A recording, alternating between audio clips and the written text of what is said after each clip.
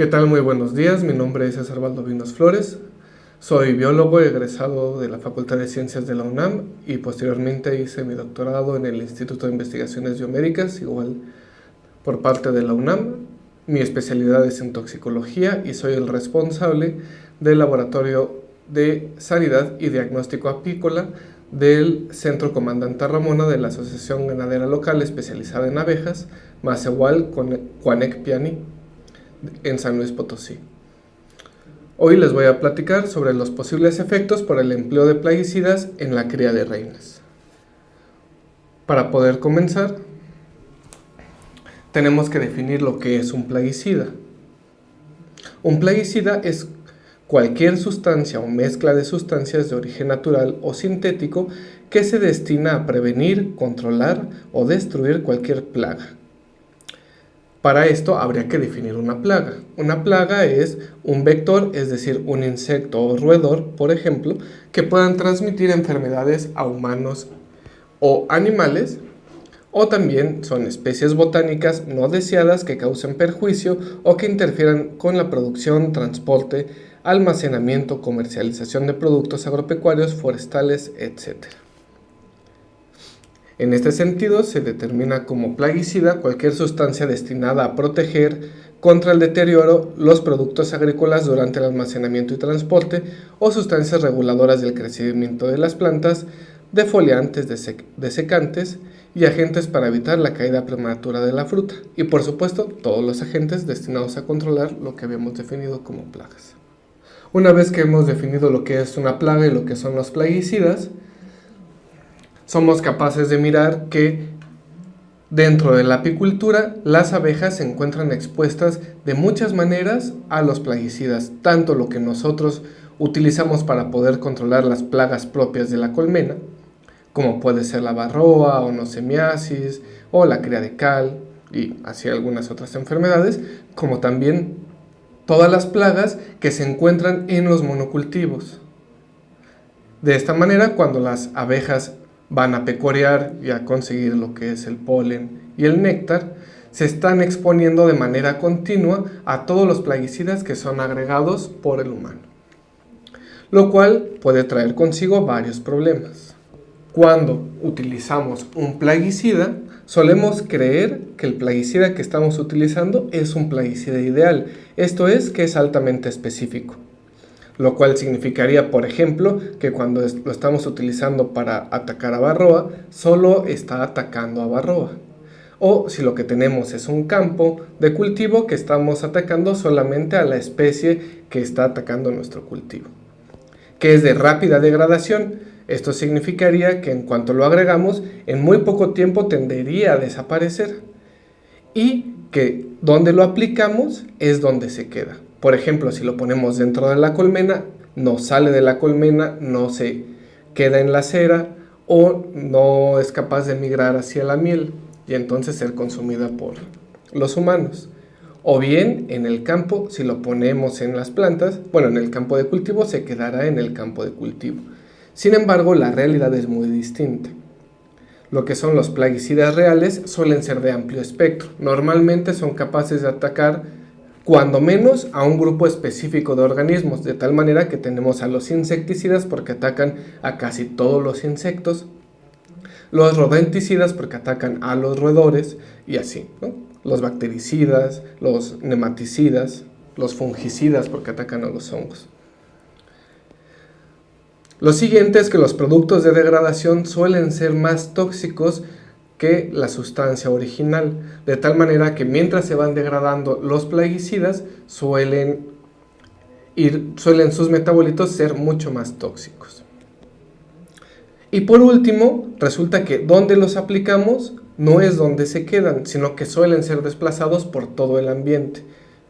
Hoy en día existen plaguicidas cuya vida media, es decir, lo que duran antes de ser degradados e inactivos, pueden ser de horas. Sin embargo, se siguen utilizando, además de esos plaguicidas, muchos otros cuya vida media pueden ser de varios años y que son transportados a través del ambiente por la lluvia, por el polvo, por sus propias características físico-químicas, de tal manera que se pueden encontrar estos plaguicidas en la miel, en la cera, en los en el polen, en el néctar, y así las abejas están expuestas de múltiples maneras a estos plaguicidas, y no solo las abejas, sino también los humanos que consumimos tanto los productos agrícolas como la miel que fue elaborada con néctar y polen de plantas que fueron rociadas con plaguicidas.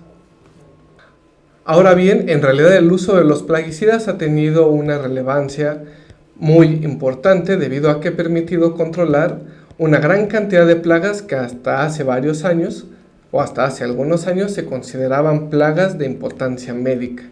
Es así como el uso de los plaguicidas ha tenido un claro impacto en la salud porque ha permitido controlar una gran cantidad de enfermedades que eran responsables de muchas muertes, como por ejemplo la malaria, la enfermedad de Chagas y otras tantas. Y no solo eso, sino que ha permitido incrementar la producción de alimentos. De hecho, a partir de los años 50, después de la Segunda Guerra Mundial, se implementó algo que fue conocido como la Revolución Verde. Esta Revolución Verde lo que consistía era en tecnificar el campo para poder generar la cantidad de alimento necesaria para una población que se empezó a incrementar de manera sostenida, lo cual llevó a los tomadores de decisiones a repensar el complejo malthusiano que decía que la capacidad de nosotros ir incrementando la producción de alimentos era distinta como la población estaba creciendo. Es por eso que se hizo toda una campaña para tecnificar el campo y generar pues todo el alimento necesario. Lo que trajo consigo estas dos áreas, tanto el impacto en la salud como la producción de alimentos, fue que el uso de plaguicidas se disparara. En esta pequeña gráfica vemos cómo desde los años 1800 existía alguna cantidad de plaguicidas. De hecho, desde Homero en la Ilíada y la Odisea ya menciona el uso de plaguicidas, específicamente el azufre, para controlar la plaga en el sector vinícola. Pero la cantidad de plaguicidas era más o menos de 10 plaguicidas, pero fue hasta la Revolución Verde, es decir, después de 1950, cuando la cantidad de plaguicidas se incrementó sustancialmente, tales que hoy en día tenemos miles de plaguicidas en el mercado. Estos plaguicidas se utilizan de esta manera, hoy en día. El 74% es de uso agropecuario, el 13% es de uso industrial y el otro 13% es de uso doméstico. Sin embargo, este gran uso de plaguicidas ha traído consigo algunas consecuencias. El principal de ellos es que se han incrementado de manera especial o importante las especies resistentes a los plaguicidas, de tal manera que si se fijan una vez más, 1950 es cuando se da la Revolución Verde y el gran boom en el número de plaguicidas que se empiezan a utilizar, y vean cómo tardaron los organismos conocidos como plaga más o menos 5 años en empezar a incrementarse, y hoy en día, de hecho esta gráfica termina en 1990, pero para 1990 ya se conocían cerca de 500 organismos resistentes a las plagas. Y hoy, 2018, por supuesto que el número de organismos resistentes a estas plagas es mucho mayor. Como ejemplo, en el sentido de la apicultura, por ejemplo, tenemos aquí el caso de Varroa destructor, que en este artículo del 2004 lo que se observa son los puntos en los cuales se había reportado ya desde 1991, por ejemplo aquí en Italia, poblaciones de Varroa resistentes a piretroides. Y vean cómo cada año se empezaban a encontrar más lugares o más poblaciones donde Varroa era resistente a estos piretroides, tal que para hoy 2018 prácticamente Varroa es resistente a una gran cantidad de piretroides. Para poner otro ejemplo que habla sobre la generación de resistencia y específicamente en Varroa y que tiene que ver con la apicultura, vemos por ejemplo cómo en el 2000 se necesitaba esta cantidad de cada uno de estos plaguicidas que seguramente ustedes como apicultores conocen bastante bien, para poder matar a la mitad de una población. Eso es lo que se le llama como CL50 o concentración letal 50, es la cantidad necesaria para matar a la mitad de una población, en este caso de Varroa. Y vean cómo En el 2000 se necesitaba utilizando el plaguicida Amitraz, solamente 0.23 miligramos por litro para acabar, por ejemplo, si suponemos que tenemos 100 barroas, para matar a 50 de esas barroas. Pero varios años después, en la región del Golfo, en lugar de 0.23 miligramos por litro, para tener el mismo efecto, se necesitaban 2.94 miligramos por litro. Eso significa una resistencia o generar una resistencia de 15.47 veces. Es decir, en solamente 4 años, que es lo que pasa entre este estudio del 2000 y este que tenemos acá, se necesitaron 15 veces más cantidad de producto para tener el mismo efecto. Y lo mismo ocurre para cada uno de los que estamos observando. Así, la flumetrina generó una resistencia de 659 veces en la región del Golfo y en la región del altiplano de 244 veces.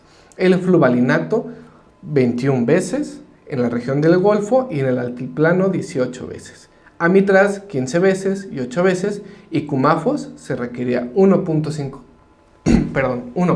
veces más y 1.22 veces más en el altiplano. Ahora, ¿cómo es que estos organismos generan esta resistencia? En realidad conocemos varios métodos por los cuales todos los organismos plaga son capaces de ir generando la resistencia a los plaguicidas. Estos se caracterizan en 4 grupos. El primero es resistencia por comportamiento. Los organismos son capaces de aprender que cuando se rocía el plaguicida, solamente se tienen que ir del área el tiempo en el cual el plaguicida está activo, y después regresan una vez que el plaguicida ha sido degradado. El siguiente es resistencia por penetración reducida. Los organismos plaga han sido capaces de ir modificando su cutícula de tal manera que es un poco más gruesa, lo cual evita o retarda que el plaguicida llegue a sus órganos blancos. El siguiente es resistencia metabólica. Esta resistencia metabólica es básicamente utilizaré como formas coloquiales para que sea más entendible, pero es como si uno empezara a tomar alcohol. La primera vez que tomaron alcohol, seguramente alcanzaron niveles importantes con muy poco alcohol, es decir, se emborracharon muy rápido, pero conforme fueron tomando más alcohol, fueron induciendo las enzimas y preparando el sistema para que cada vez requirieran mucho más alcohol para poder tener el mismo efecto. Eso es lo que hacen los organismos, esa es la resistencia metabólica. Y finalmente tenemos el último grado de resistencia, el cual ya es básicamente la selección natural, que es la resistencia en el punto de acción. Todos los plaguicidas, lo cual lo veremos más adelante, tienen un mecanismo de acción particular y actúan normalmente sobre un receptor. Cuando se unen a este receptor, que es lo que pueden ver aquí, normalmente generan un efecto. Y eso puede ser la muerte, o normalmente es la muerte del organismo. Pero cuando tenemos resistencia en el punto de acción, es decir, el plaguicida ya no actúa. Por más plaguicida que uno agregue, ya no se une donde normalmente se unía y entonces no tiene el efecto letal. Y en este momento es el peor de los casos, porque ya no importa si uno está agregando 600 veces más. Puede agregar 1000 veces más y ya no se va a morir el organismo. Por supuesto, habrá un momento en el cual el organismo se muera, pero ya no dependerá en realidad del mecanismo de acción, sino porque los estamos sepultando en la cantidad de plaguicida suficiente para que se muera por asfixia, por ejemplo. Después, ¿cómo es que estos sistemas que generan resistencia son capaces de transmitirse a lo largo de las generaciones? ¿Cómo es que, por supuesto, normalmente hay una diversidad génica? Hay 1 o 2 o 3 organismos que son resistentes y varios que son susceptibles. ¿Cómo es que, por ejemplo, cuando utilizamos un nuevo plaguicida, pueden pasar simplemente 2 años para que, por ejemplo, Varroa se vuelva resistente a ese plaguicida? Pues resulta que con un organismo con una parte de la población que sea resistente a ese plaguicida, debido prácticamente a que su ciclo de vida es relativamente corto y que cada vez que se reproducen tienen una descendencia más o menos numerosa, en muy poco tiempo con un sector de la población que resista al plaguicida, tendremos una nueva población que sea resistente. Es decir, lo que hacemos al poner los plaguicidas es generar selección natural. Y entonces vamos seleccionando las poblaciones resistentes a estos plaguicidas y les seguimos manteniendo todo el espacio de alimento para que sigan reproduciéndose y sigan siendo una plaga. Ahora, este no es el único problema por el uso de los plaguicidas. Como les comenté anteriormente, en lo que es el plaguicida ideal y el plaguicida real, los plaguicidas ideales suelen dispersarse a lo largo de todo el ambiente y suelen tener vidas medias, es decir, duran en el ambiente al menos horas, pero hay algunos que pueden durar años, incluso algunos hasta décadas. Debido a esto se somete a varios procesos, en los cuales los plaguicidas se van acumulando en los organismos, y particularmente en la parte de los organismos que es liposoluble, es decir, en organismos que sean ricos en grasas, y en todos los organismos, todos tenemos grasas, pues, en la parte que sea rica en grasas. De tal manera que, por ejemplo, si pensamos en una persona que se dedica al campo o que es apicultora, de todos los plaguicidas que está rociando, varios de ellos se tenderán a degradar al poco tiempo, pero aquellos que se degraden en mucho más tiempo se van a ir acumulando simplemente porque la forma de utilizarlos o la forma de rociarlos es casi seguro que se ha estado exponiendo a través de la respiración o por contacto en la piel o a través del agua, y entonces eso se le llama bioacumulación.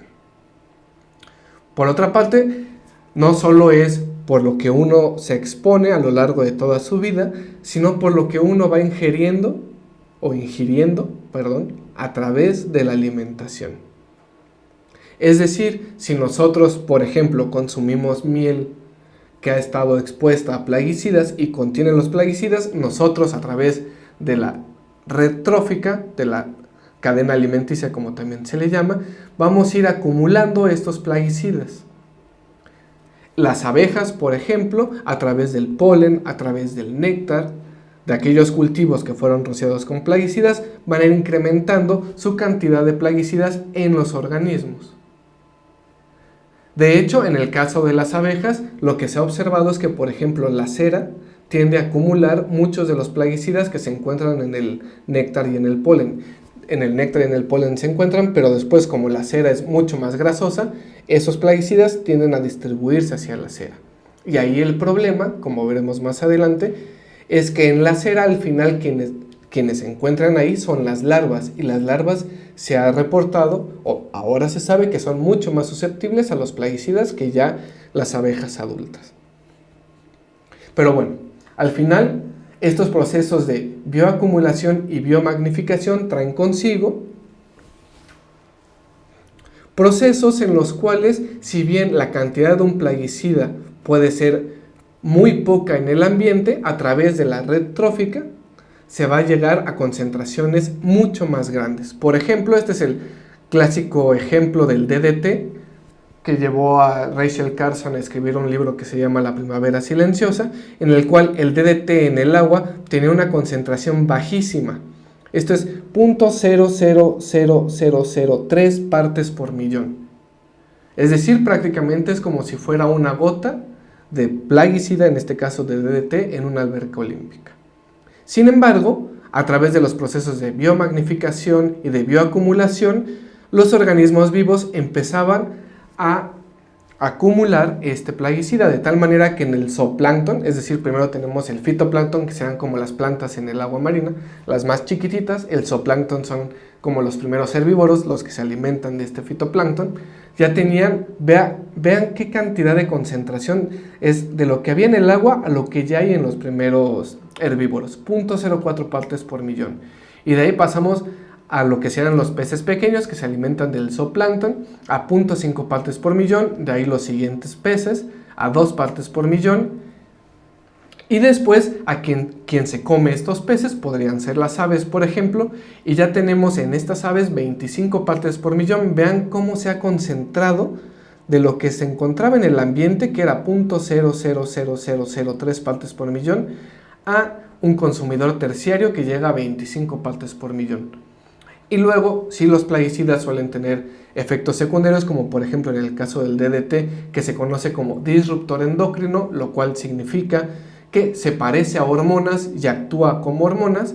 Lo que hacía en las aves es que evitaba la deposición de calcio en los huevos, y entonces cuando las aves se sentaban a empollar los huevos, lo que hacían era romperlos.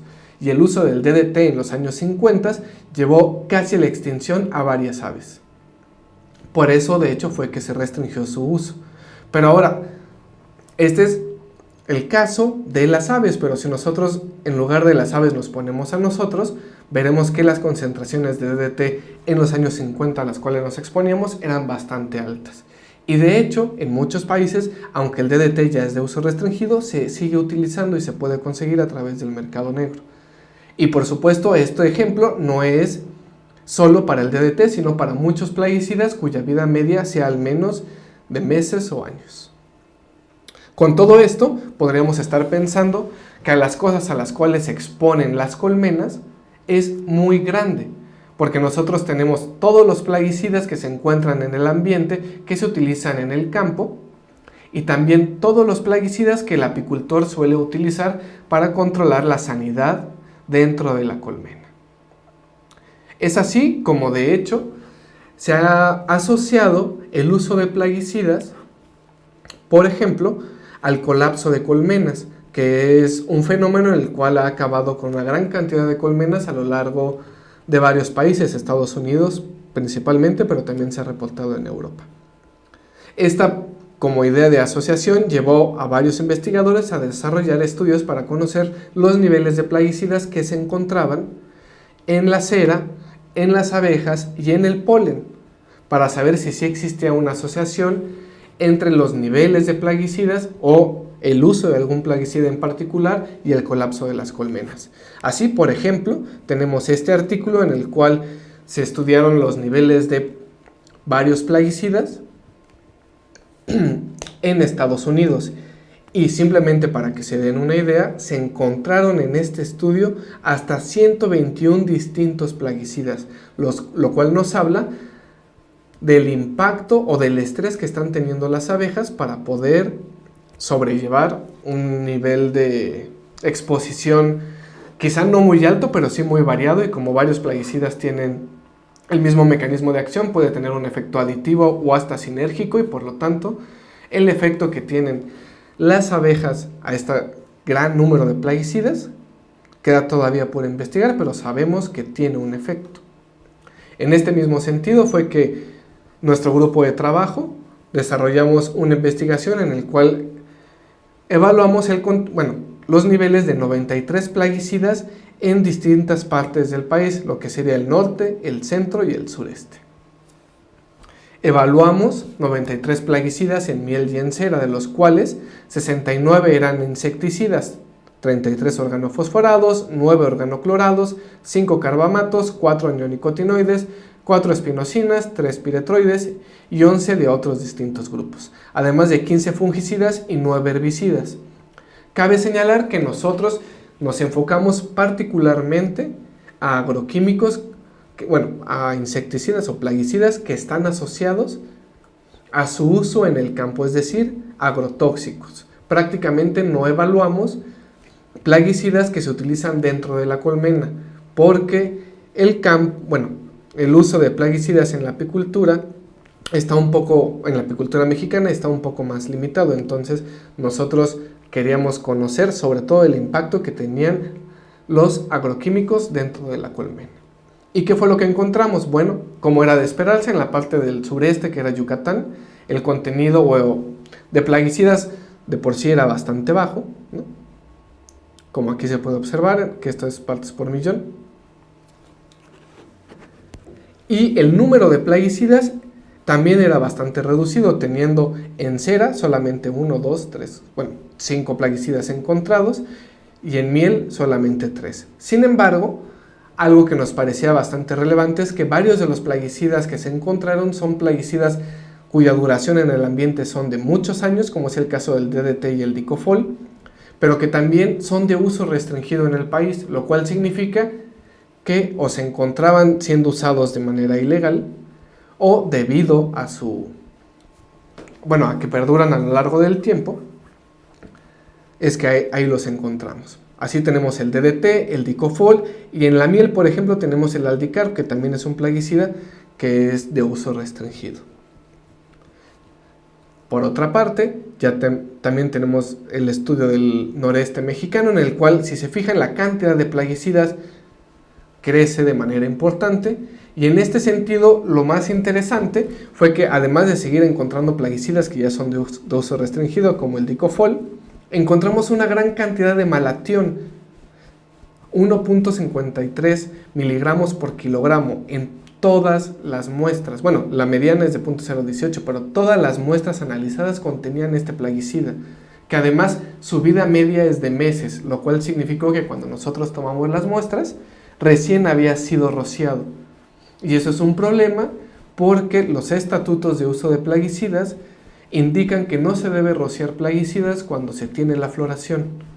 Y el hecho de encontrarlo en cera demuestra que fue rociado mientras se encontraba en floración.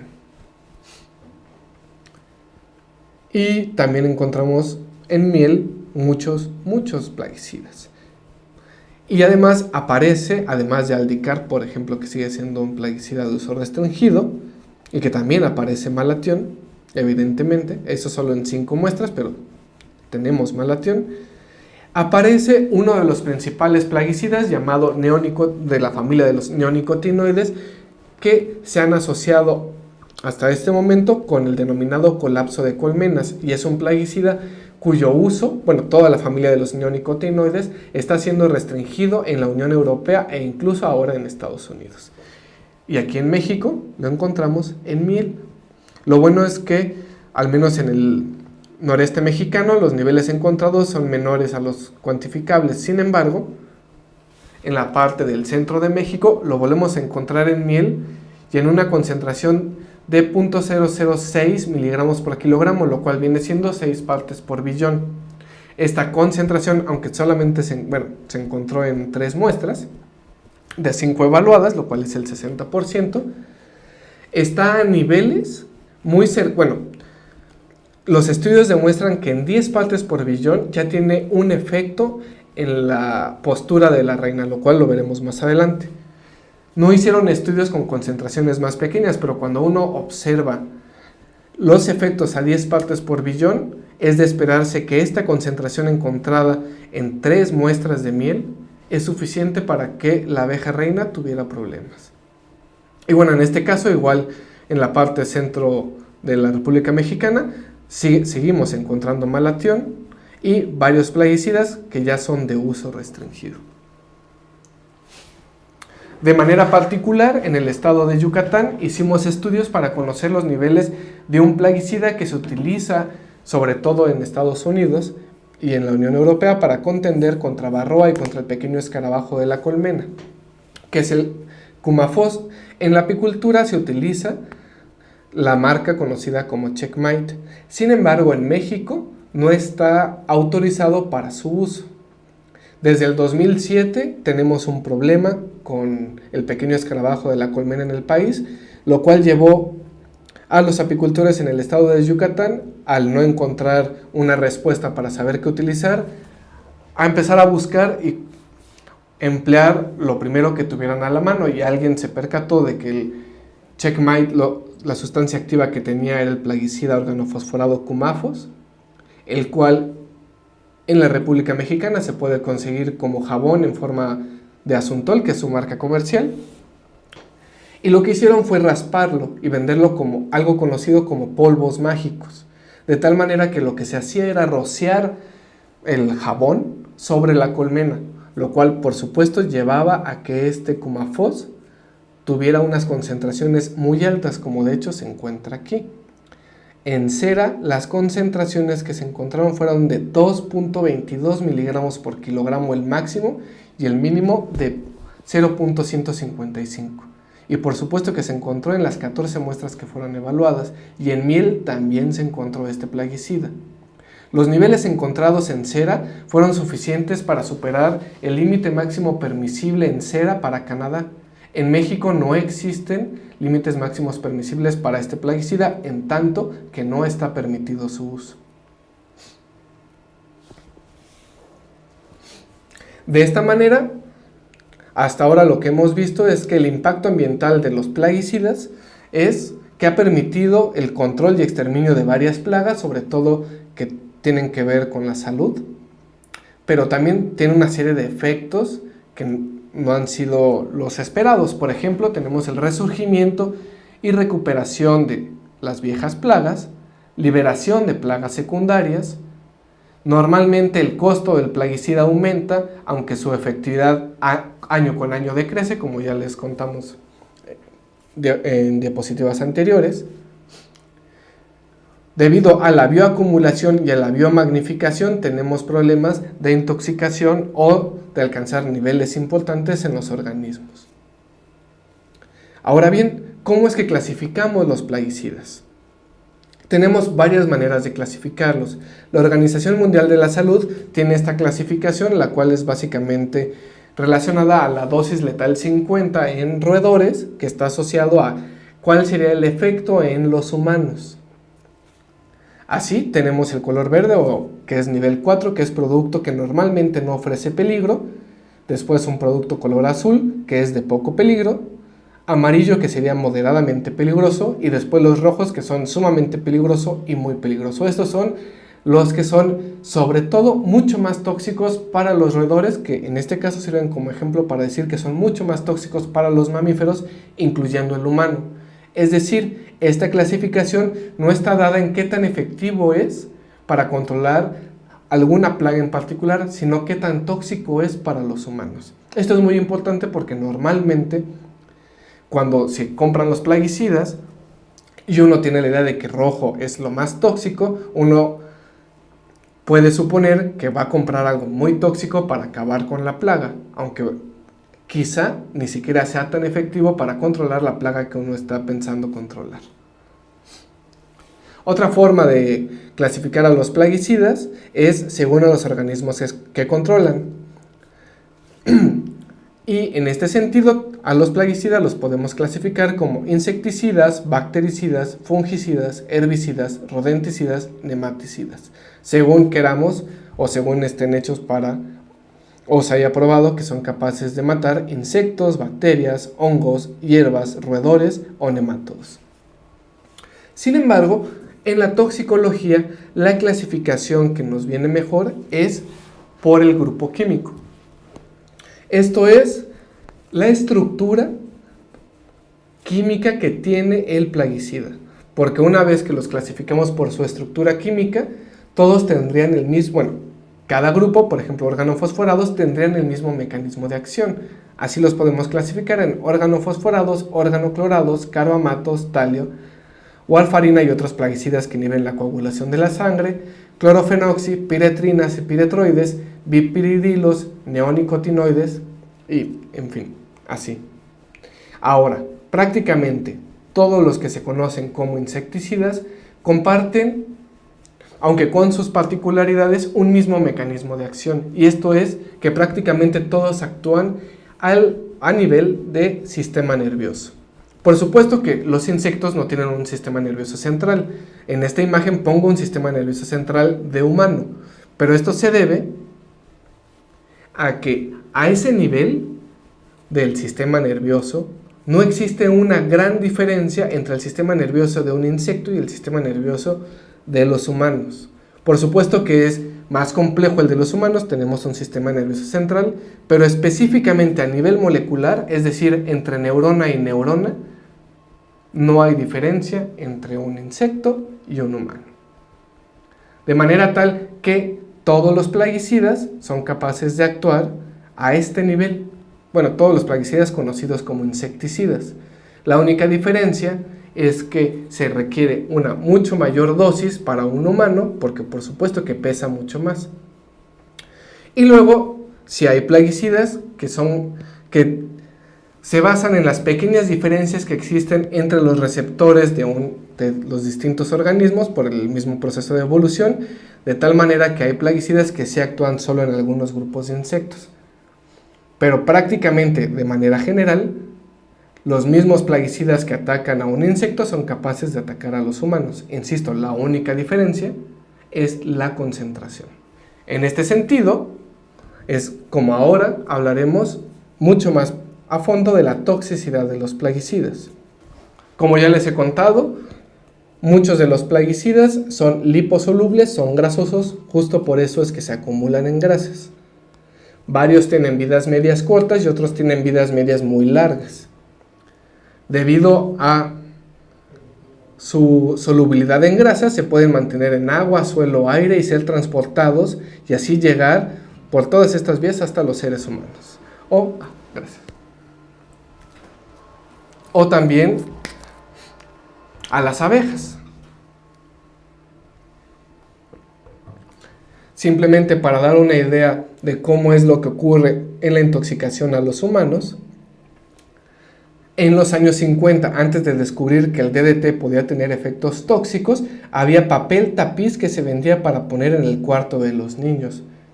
Este papel tapiz estaba rociado con DDT, de manera tal que uno tenía en su casa un cuarto lleno de DDT para que no se acercara ni un solo mosco a los bebés. O también se rociaba de manera directa.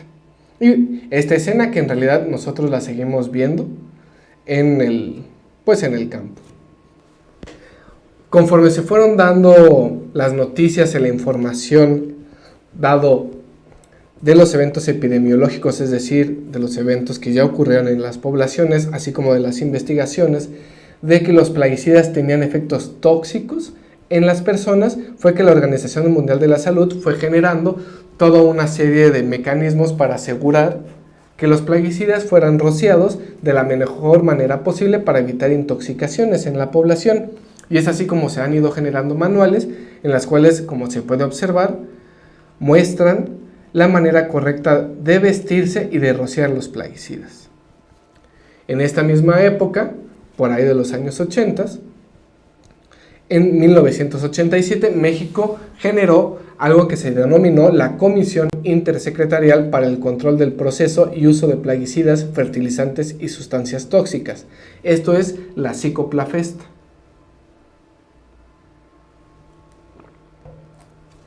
La cual agrupaba varias secretarías para poder regular la importación y exportación, el registro, el proceso y uso, su almacenamiento, su transporte, su comercialización, conocer su efectividad biológica, establecer los límites máximos permisibles de residuos, regular el control de residuos en productos agrícolas, control de calidad de los plaguicidas, regular cómo se podían descargar al agua o si no se podían descargar al agua, las emisiones al aire, los residuos peligrosos, el ambiente laboral, la salud ocupacional, la salud ambiental y el saneamiento e impacto ambiental. Esta CICOPLAFEST lo que generó, además de todo lo que ya mencionamos, fueron delimitar qué plaguicidas estaban prohibidos, cuáles ya no deberían ser usados, debido a que se conocía que tenían grandes efectos en la población o que eran altamente tóxicos. Además de estos plaguicidas prohibidos, como por ejemplo aparece todos los relacionados con mercurio, también con sustancias arsenicales, la aldrina, el fluoroacetato de sodio, conocido como 1080. También hicieron una lista de plaguicidas de uso restringido, es decir, que se conocía que tenían efectos tóxicos, pero que su efecto como control de plagas era suficientemente bueno para que el riesgo-beneficio fuera suficiente para utilizarse, por ejemplo, para regular o controlar, erradicar plagas que estuvieran asociadas a la salud humana. Es así como aparece, por ejemplo, el Aldicarb, el Dicofol, que fueron dos plaguicidas que se encontraron en el estudio que hicimos de conocer los plaguicidas en cera y en miel en la República Mexicana. Sin embargo, la última vez que se reunió esta comisión intersecretarial fue en el 2004. Esto ha hecho que se quede atrasada en la generación de conocimiento de 14 años, tal que en muchos países hay una gran lista de plaguicidas que han sido prohibidos, pero que en México siguen autorizados, aunque sea de uso restringido, pero siguen autorizados. Esta es una lista donde se observan todos estos plaguicidas que en otros países ya se encuentran prohibidos. Por ejemplo, el dicofol, que lo encontramos en las muestras de miel en la República Mexicana, y el DDT. Además, estos 14 años que han pasado desde la última vez que se reunió la Psicoplafest han generado suficiente conocimiento para que la IARC, que es la Agencia Internacional de Investigación sobre el Cáncer, que es la que dictamina a partir de todas las investigaciones qué sustancias están asociadas a padecer cáncer, ha determinado que varios de los plaguicidas que todavía se encuentran en uso en la República Mexicana están dentro del grupo 1, por ejemplo el lindano, que es el grupo 1 es sustancias que son consideradas carcinogénicas, el grupo 2A y el grupo 2B, que son sustancias consideradas probable y posiblemente carcinogénicas, es decir, que hay estudios suficientes que demuestran, ya sea en modelos murinos, en modelos animales y en modelos in vitro, que están asociados a cáncer. Y vean como todos estos plaguicidas, varios de estos, todavía están permitidos en la República Mexicana. Y además, a pesar de que la Psicoplafest, que se formó en 1987, hizo todo un marco legal para regular el uso y la aplicación y el desecho de los plaguicidas, la realidad en México es muy distinta.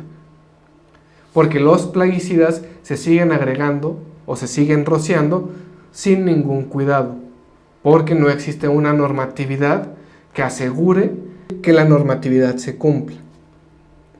De tal manera que incluso los envases en los cuales se encuentran los plaguicidas se utilizan para llenar agua, como este es el ejemplo. A pesar de que la normatividad implica que todos los envases que contenían plaguicidas se deben ser considerados como desechos tóxicos y se deben entregar a las autoridades para su incineración. Ahora bien, respecto a la apicultura, ¿cuántos plaguicidas usamos? ¿Cómo los usamos? ¿Cada cuándo los usamos?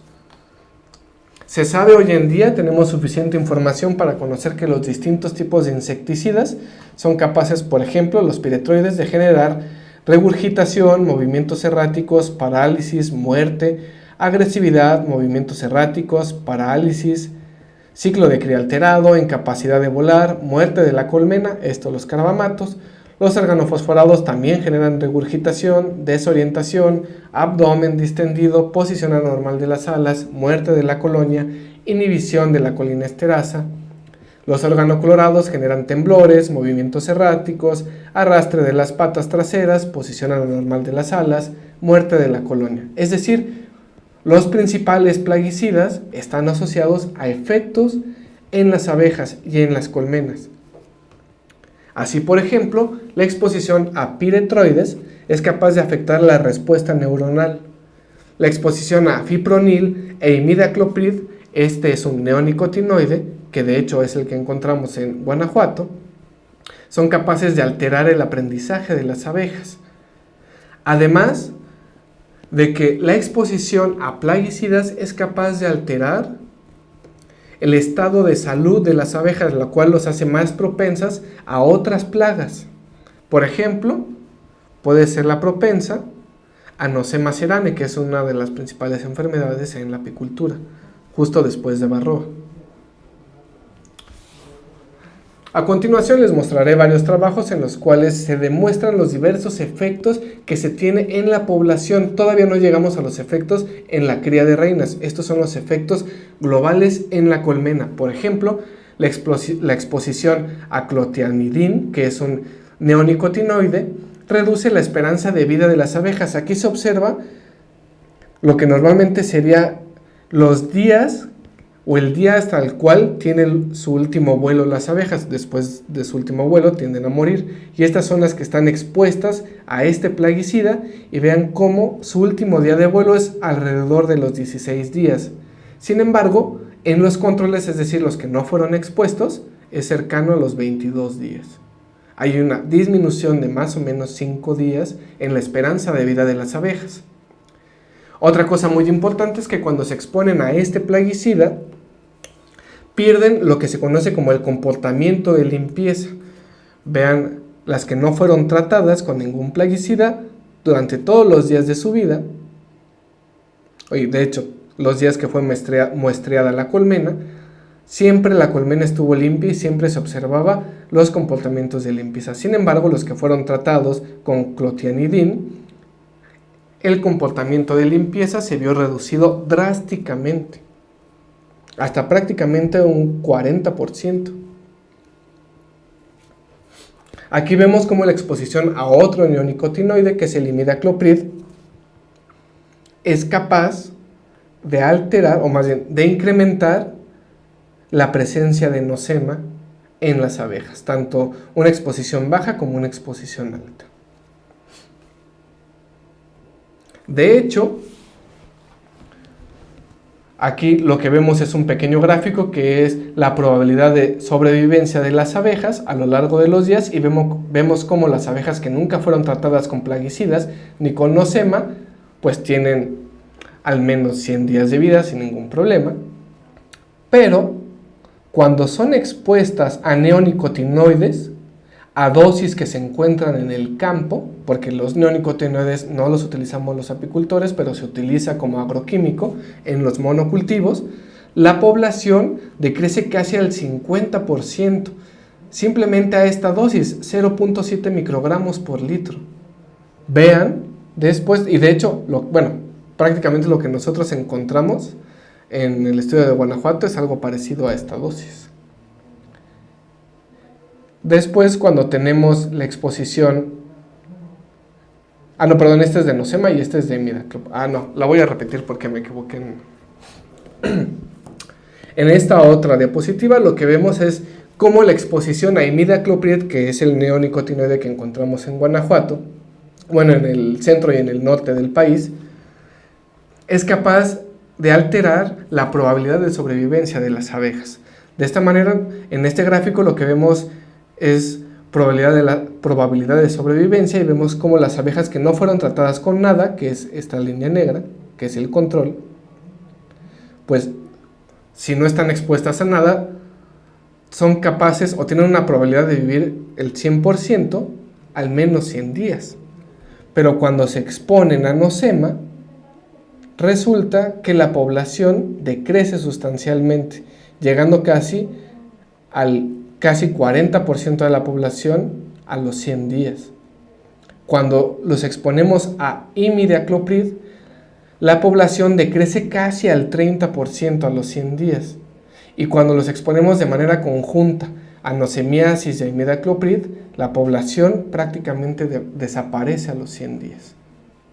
De manera tal que, aunque los apicultores no utilizan este neonicotinoide, si se encuentra en el campo, como de hecho lo encontramos en el estudio en el centro y en el norte del país, la población es capaz de decrecer prácticamente hasta desaparecer, si es que se encuentra junto con nosema. Y esto se debe a que justo este plaguicida no solamente afecta el estado de salud para permitir que nosema sea mucho más dañina, sino que altera la memoria de las abejas. Lo que vemos aquí es un estudio en el cual se ve el comportamiento de las abejas. Tenemos un control que no fue tratado con este neonicotinoide, y lo que se hizo fue soltar a las abejas y ver en cuánto tiempo regresaban después de ir a pecorear. Y vemos cómo el 70% de las abejas regresaba alrededor de las 2 horas, después más o menos dentro de 5 horas regresaba otro 8%, 10% de la población, y después dentro de 24 horas regresaba otro 10% de la población, lo cual hacía que cada día más o menos se perdieran un 10% de la población. Sin embargo, cuando se expone a imidacloprid, vean cómo cambia, simplemente 100 partes por billón. Lo que tenemos es que en lugar de que el 70% de la población regrese de pecorear a las 2 horas, se reduce al 55%. Y después desaparece este sector de la población que regresaba a las 5 horas y solamente regresan hasta las 24 horas. Y si lo que ponemos es 500 partes por billón, lo cual en realidad sigue siendo una dosis bastante baja, las abejas se pierden. Y esto es porque al final, como buen plaguicida, y les contamos hace rato, los plaguicidas afectan al sistema nervioso. Y el sistema nervioso no solamente es responsable de regular cuestiones motrices, por ejemplo, sino es capaz de regular la memoria y la orientación. Y entonces este plaguicida en particular, además de afectar el estado de salud de las abejas para permitir que Nosema las infecte y tenga un efecto mucho más dañino, es capaz de hacer que se extravíen, están alterando su memoria. Otra cosa muy importante es que estos plaguicidas, prácticamente todos los plaguicidas y todos los estudios que se han hecho con plaguicidas que ahora están permitidos en la apicultura, se han hecho con abejas adultas. Y no se ha tomado en consideración que las abejas pueden, como buen insecto, pasan por varios estadios y que estos estadios pueden tener una susceptibilidad distinta. En este trabajo del 2014 lo que se observa es cómo los distintos días de larva de la abeja son capaces de alterar de manera distinta o de ser más susceptibles o menos susceptibles al efecto de distintos plaguicidas.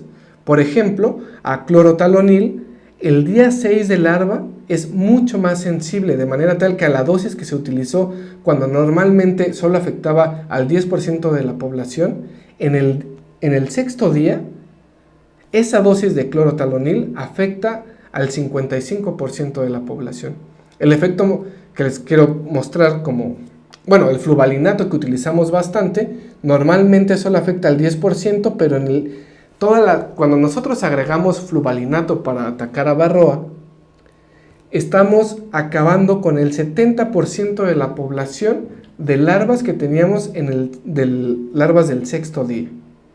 De manera tal que nosotros creemos que solo estamos atacando a varroa, pero también estamos afectando la postura o todas las larvas que se encontraban con ese día de gestación. Por ejemplo, en el caso del Cumafos, que también se acerca al 50% de la población que se va a morir de las larvas que estén en el día 6, vean la dosis que se utilizó en este experimento. Normalmente en las abejas adultas, la concentración letal 50 es de 46.3 miligramos por litro. Y todas las tiras y demás que se utilizan en la apicultura están pensadas suponiendo que la dosis letal 50 es esta. Sin embargo, la dosis que se utilizó en este trabajo fue 5 veces menor, 8 miligramos por litro. Y esta dosis, que fue 5 veces menor, fue suficiente para acabar con casi el 60% de las larvas que se encontraban en el día 6. De manera tal que la dosis que se suele utilizar para controlar a varroa y al pequeño escarabajo de la colmena, por supuesto que tendrán un efecto muy importante en todas las larvas que sean de este día. Otro de los efectos que suelen ocurrir es que nosotros solemos suponer que los plaguicidas actúan de manera distinta y entonces si estoy utilizando un plaguicida para atacar a varroa, no me va a afectar, puedo utilizar otro plaguicida para atacar al pequeño escarabajo de la colmena y en dado caso que hagan algo será para sumar el efecto contra la plaga o las plagas que queremos contender, pero como la abeja es resistente a ambos plaguicidas por separado, cuando los ponemos juntos no tendrían algún efecto. Sin embargo, en toxicología puede ocurrir algo que se llama sinergia, y esto es lo que vemos en este trabajo igual del 2014, de hecho del mismo grupo de trabajo que el artículo pasado. Y lo que vemos es que normalmente el uso de Cumafos mataría menos del 10%, de hecho solo mataría esta parte que está aquí en la población de abejas adultas, que viene siendo como un 2%, 4%. Y si se pusiera también clorotalonil de manera separada, mataría como el 5%. Si los ponemos juntos para atacar a dos plagas al mismo tiempo dentro de la colmena, uno esperaría que solamente tuvieran un efecto aditivo y entonces sumaríamos estos dos y uno esperaría entonces que se muriera solo el 10% de la población de las abejas. Sin embargo, lo que ocurre es el efecto de sinergia. Y aunque nosotros esperaríamos esto, lo que estamos observando es que al poner estos dos plaguicidas juntos, lo que se muere es prácticamente el 40% de la población. Y no solamente ocurre con Cumafos y clorotalonil, también ocurre, por ejemplo, con Cumafos y OTC, que es terramicina que se utiliza bastante, aunque no está permitida en México, pero se utiliza para atacar a diversas bacterias. Y vemos cómo, por ejemplo, la terramicina no tiene un efecto en la mortalidad de las abejas, no hay diferencia entre esta barra y esta barra, pero cuando ponemos Cumafos, este es terramicina más Cumafos. Este es Cumafos solo, vean, Cumafos solo, igual que terramicina, prácticamente no tiene un efecto en la mortalidad, está matando al 10% de las abejas. Pero cuando los ponemos juntos, llegan prácticamente al 50%. Y lo mismo ocurre cuando ponemos fluvalinato y Cumafos. Fluvalinato se utiliza bastante en México y Cumafos, aunque no está permitido, les conté por ejemplo el caso en Yucatán que se utilizaba. Cuando pones fluvalinato solo, casi se muere el 10% de la población. Pero cuando pones fluvalinato solo, se muere más o menos el 5% de la población, pero cuando pones fluvalinato y terramicina, una vez más, se llega casi al 40% de muerte de la población. De manera tal que los plaguicidas tenemos que tener mucho control de cuándo es que los ponemos y procurar no ponerlos juntos, porque el efecto puede ser sinérgico. Luego también depende de qué alimentos le estemos dando a las abejas. Entre mejor alimentadas estén, tendrán una capacidad para desintoxicarse de los plaguicidas mucho mejor. De tal manera que nosotros tenemos que regular y conocer qué alimento le estamos dando, de qué calidad es, qué cantidad de proteína, qué cantidad de fructosa, para poder hacer que nuestras abejas estén más sanas y puedan ayudar a desintoxicarse de los plaguicidas. Ahora bien, cuando hablamos de la cría de reinas, tenemos que conocer qué tan resistente o susceptible es la abeja reina a los plaguicidas.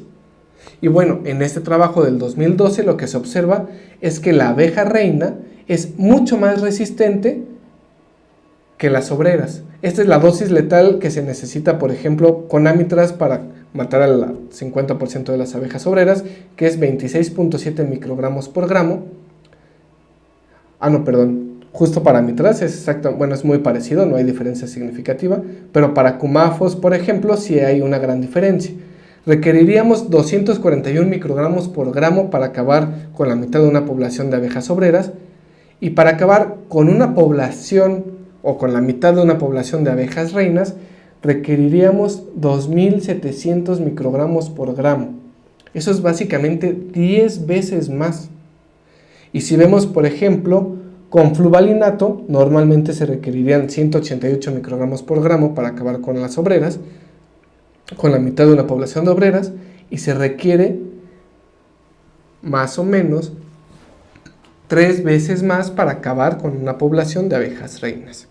Y con el caso de timol, que se utiliza contra varroa, normalmente se requieren 524 microgramos por gramo para las obreras, y para las abejas reinas se requerirían casi 7 veces más, de manera tal que las abejas reinas son mucho más resistentes a los plaguicidas, y esto se debe a que quien alimenta a las abejas reinas son las nodrizas que le dan la jalea real, y esta jalea real ya tiene un contenido mucho menor de plaguicidas. Sin embargo, aunque se requieren concentraciones muy altas para poder matar a una abeja reina, dosis pequeñas son capaces de generar efectos importantes. Por ejemplo, otra vez imidacloprid. Lo que vemos aquí es cómo puede alterarse la postura de la reina simplemente por concentraciones tan bajas como 10 partes por billón. Vean ustedes, además del gráfico, esta imagen es mucho más esclarecedora. Esto es la postura normal de una abeja reina. Cuando se expone a 10 partes por billón de imidacloprid, vean cómo empieza a generar un hueco, y de hecho esto es lo que se observa, 10 partes por billón, la postura decrece sustancialmente, 50 partes por billón, 20 partes por billón y 100 partes por billón. De manera tal que dosis muy pequeñas de imidacloprid son capaces de alterar la postura de la reina. Y no solo eso, sino que además Cuando se exponen algunos plaguicidas, como por ejemplo cumafos, el tamaño de la reina, el peso de los ovarios y la cantidad de esperma también disminuye.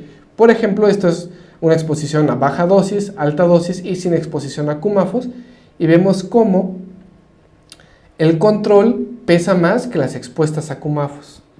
Cuando vemos la media de los ovarios en peso, el control tiene un peso mayor en los ovarios que las expuestas. Y cuando vemos la cantidad de espermas, por supuesto que tiene más el control que las que estuvieron expuestas a cumafos. Y esto es muy particular porque cuando observamos la salud de los zánganos, por ejemplo, ante otro plaguicida, como es el fipronil, a una dosis de 0.1 microgramos por litro por 20 días, vemos que si uno compara la sobrevivencia de los zánganos, su índice de maduración y el volumen de semen que contienen estos zánganos, no existe una diferencia estadística entre los controles y los tratados. Así, por ejemplo, la sobrevivencia fue del 45% en los controles y del 39.8% en los tratados con el plaguicida. El índice de maduración fue del 60% en ambos casos y el volumen de semen fue de 0.83, 0.84 microlitros por zángano. No hay una diferencia estadística. Pero cuando vemos la calidad de este semen, las cosas cambian. De manera tal que, por ejemplo, si hacemos el conteo del semen, aunque tengan el mismo volumen, tienen mucho menos semen o significativamente menos espermas los zánganos tratados con fipronil, y que además de que tienen menos, están muertos. De manera tal que la exposición a plaguicidas no solamente afecta a la población de abejas en general, sino que es también capaz de afectar a las abejas reinas y a los zánganos. De esta manera, el uso de los plaguicidas, como se ve en esta gráfica, puede tener efectos que afectan la tolerancia y la susceptibilidad de enfermedades como nosema, pueden hacer sinergismos, unirse y tener entonces incrementar la toxicidad de los plaguicidas en las abejas. La falta de variedad en el forraje puede incrementar la exposición a algunos plaguicidas, es decir, los monocultivos están asociados al uso de paquetes tecnológicos que normalmente traen muchos plaguicidas. Cuando tenemos un monocultivo, tenemos un recurso floral monótono o limitado, lo cual por supuesto alterará la nutrición de las abejas y lo cual por supuesto puede alterar su respuesta inmune. De tal manera que el uso de los plaguicidas afecta de muchas maneras y en un sistema bastante complejo la salud de las abejas. En este caso, en este artículo del 2015, lo que se muestra en la imagen central es un abejorro, pero al final están expuestos prácticamente de la misma manera los abejorros y las abejas. Incluso las abejas, su nivel de exposición es mucho mayor, porque no solamente son todos los plaguicidas asociados al campo, sino los plaguicidas a los cuales estamos agregando nosotros como apicultores para controlar las diversas plagas que de por sí contienen las abejas. Bueno, pues muchas gracias por habernos acompañado. Una vez más, mi nombre es César Valdovinos Flores y cualquier cosa o duda que tengan pueden comunicarse precisamente a la Asociación Ganadera Local especializada en abejas, Mazahualcoenec Pianí, en donde les atenderemos con gusto.